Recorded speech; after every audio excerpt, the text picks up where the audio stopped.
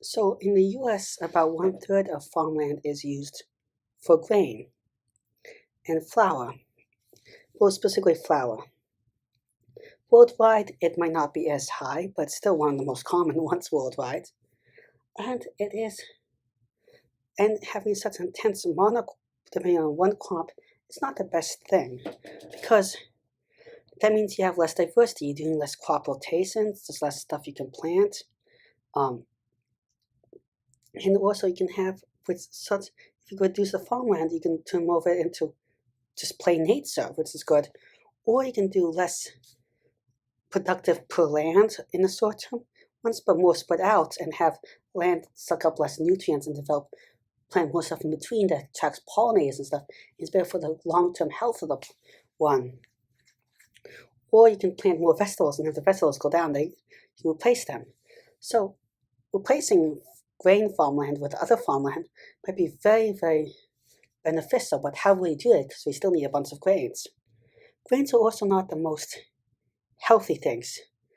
We in the US, we add riboflavin oftentimes and other vitamins to grains to help with nutrient deficiencies.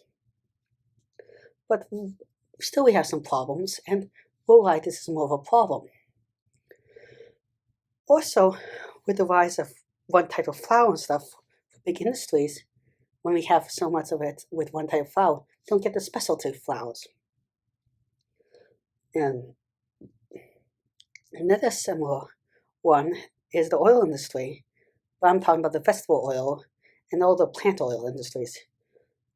Coconut oil and stuff is notoriously harmful.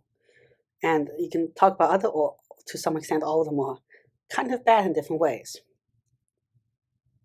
So, and then we have certain spices that are not the best with production methods and stuff and hurting indigenous people. So, and then if you take into account the global industry, there's a huge amount of loss of energy. Sometimes people say it's as much as sometimes when you have to transport stuff from very long distances, including food. So can we produce all this food stuff nearby? Well, I'm saying yes.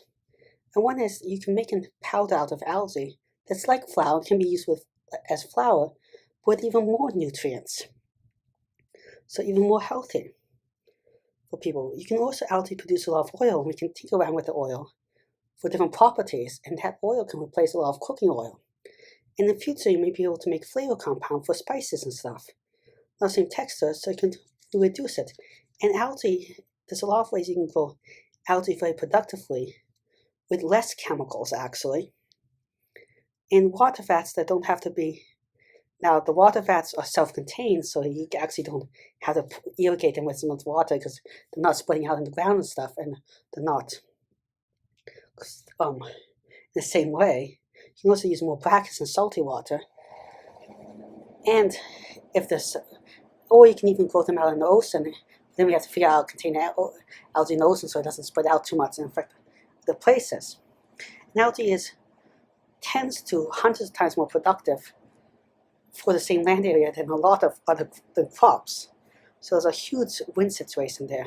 And if we learn how to grow algae in some ways better, we can use it for other things. We can also replace paper with algae-based materials. Well, these are just some quick thoughts about using algae to replace all sorts of things. Please please like and subscribe to my channel. It really helps the channel out. And if you have any questions, comments, or anything, leave in the comment section below. Again, thank you very much. Goodbye.